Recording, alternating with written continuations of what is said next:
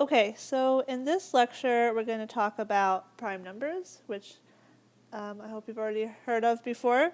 So let's first establish exactly what a prime number is. So we're only talking about integers greater or equal to 2, and we call such an integer prime if its only divisors are 1 and itself. So if the only divisors of p are 1 and p. And if it's not prime, we call it composite. So an integer, I don't know why this is plural up here. It should be an integer p also greater or equal to 2, which is not prime, so it has more divisors than just 1 in itself, is called composite. Okay, so one very important theorem is that there are infinitely many primes.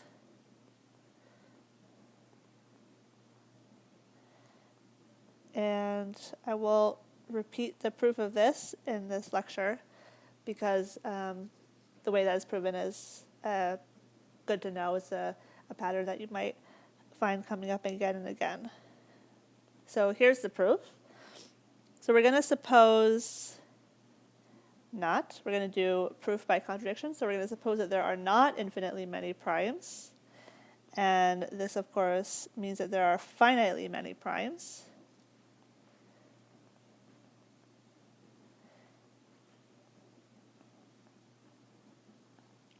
So if there are finitely many primes, then we can just list them like this. So let's say those are all of the primes in the whole world. Now we're going to do a kind of trick. So it's always good to remember these tricks because you can use them again if you find the right proof. So let's consider the product of all of these guys plus 1. So the product of all the primes, and then we add 1, and let's call that Q. So let's note that Q is not divisible by any of these primes, right? Because if we divide Q by any one of these guys, so let's say Pi, we get a remainder of 1. And the fact that this makes sense is from the quotient remainder theorem.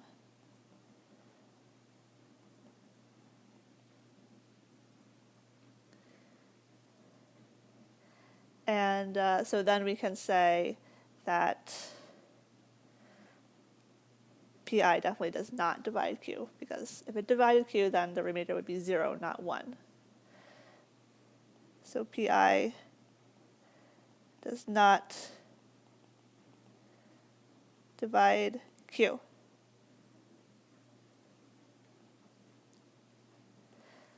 Thus, we can say Q is itself prime. But then this contradicts our hypothesis that we had basically a list of all the primes. We started with a list of finitely many primes, and then we added a new prime.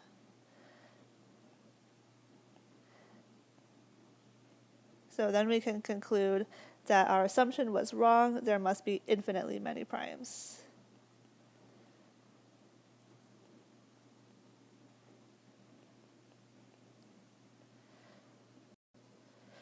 Okay, so here's an example of something that might be on a quiz. Before I give you the proof, I would suggest you think about how you would prove this yourself first. Even if you don't figure out very much, it always helps to do that. It helps you remember what I'm going to say. And I will give you the hint that it does use the same trick that the proof we just saw used.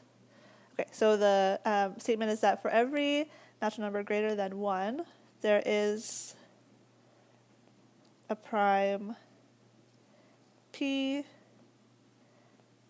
such that n is less than p is less than or equal to 1 plus n factorial. Okay, so pause the video, think about how you would prove this, and come back when you've done all your thinking. Okay, so here's the proof. We're trying to prove something for all natural numbers n greater than 1, greater than or equal to 1. So we want to proceed by induction. That's not always the case that you would prove such a statement by induction, but very often the case. Okay, so we're going to proceed by induction. And for the base case, we need to find a prime between 1 and 2.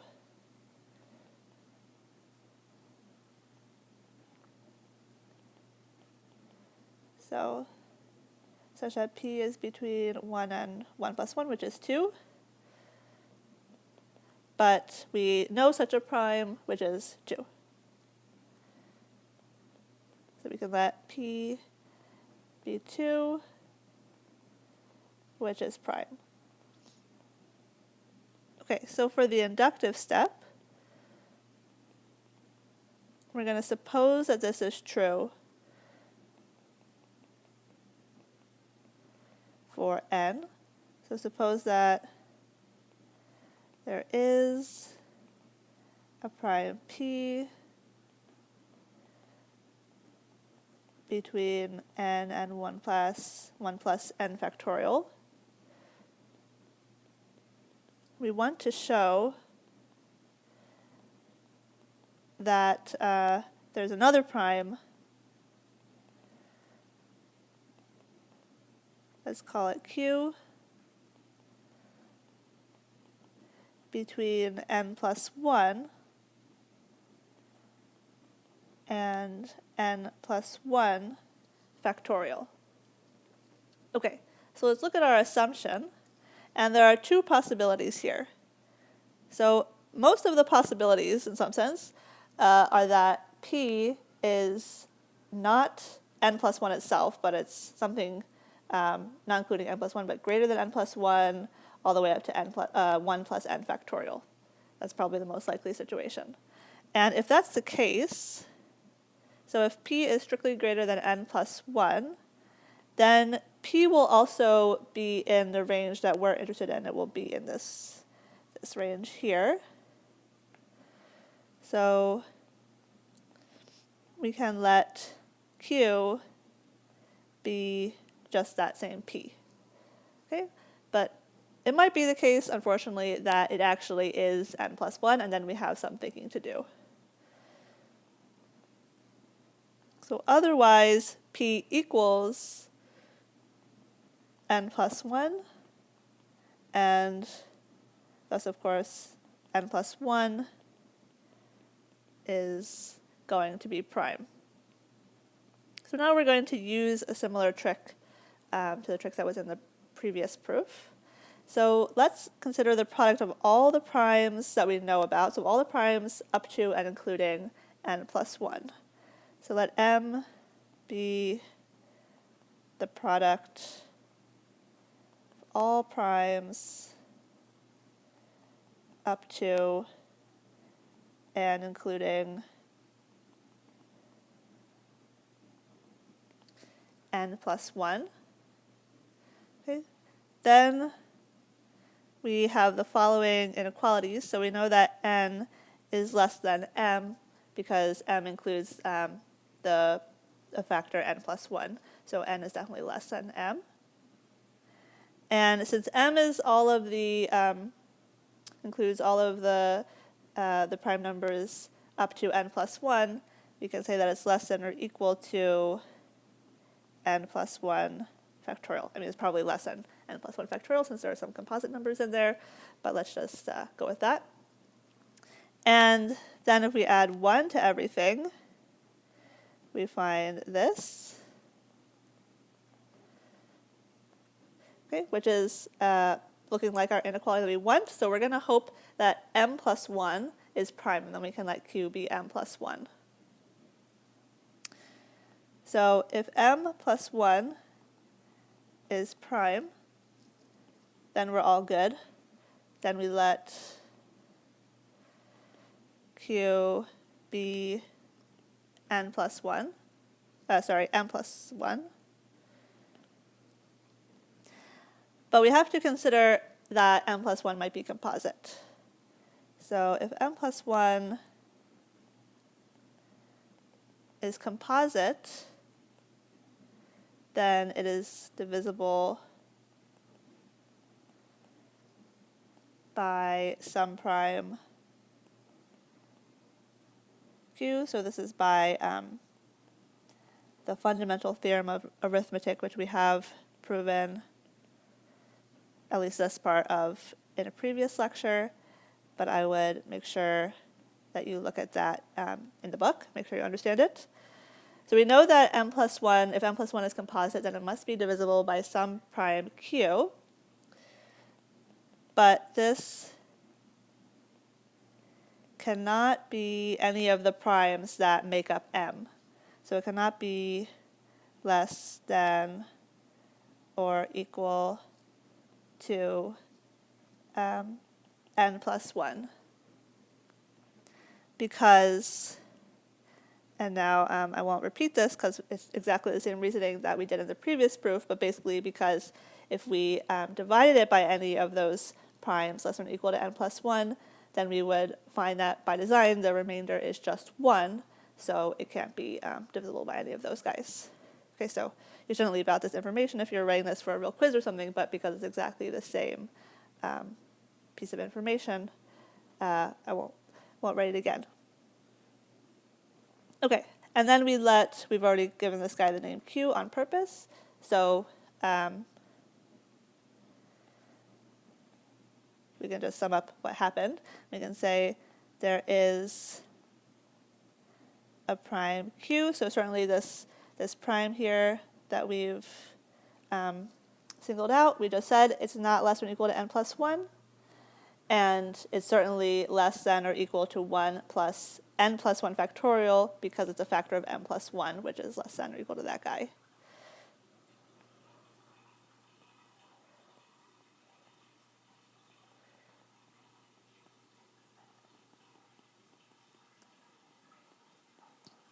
Okay, so let's go over this inductive step before we move on again, because it might be a bit complicated.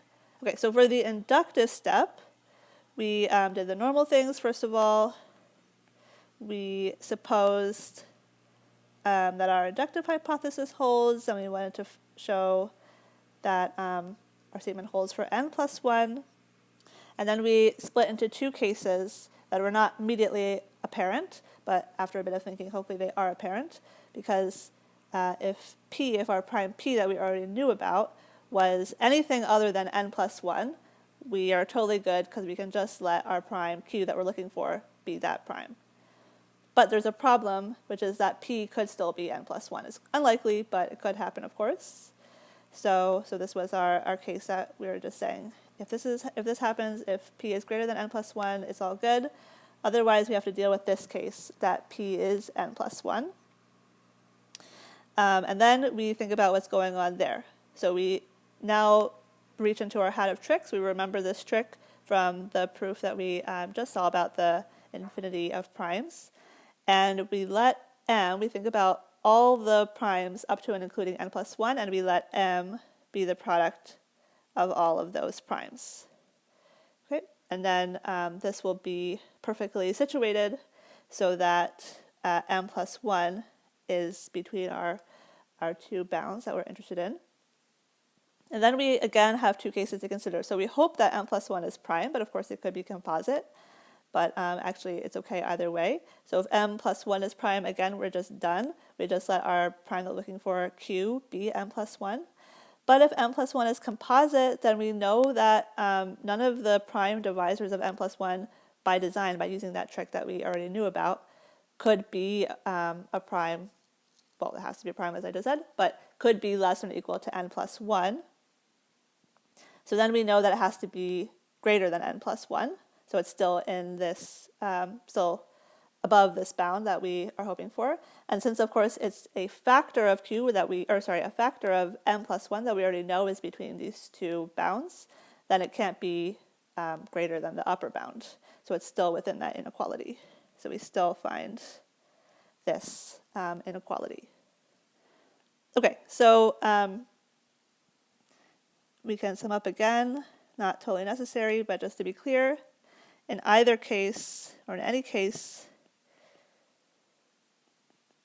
we then find that there is a prime q such that n plus 1 plus n q is less than 1 plus n plus 1 factorial. Actually, let me say in any cases. This was kind of a nested cases thing. So in any of all the cases that we talked about in this whole paragraph, we can always find a q such that n plus 1 is less than q is less than or equal to 1 plus n plus 1 factorial. Okay, so we're done. We've accomplished the base case and the inductive step.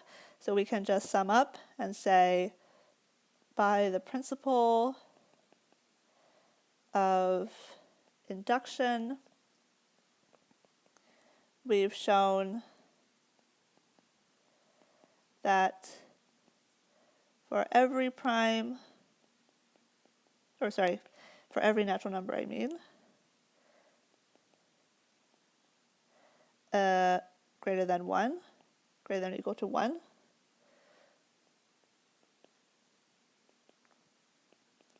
there is a prime p between these two guys. So between n and 1 plus n factorial.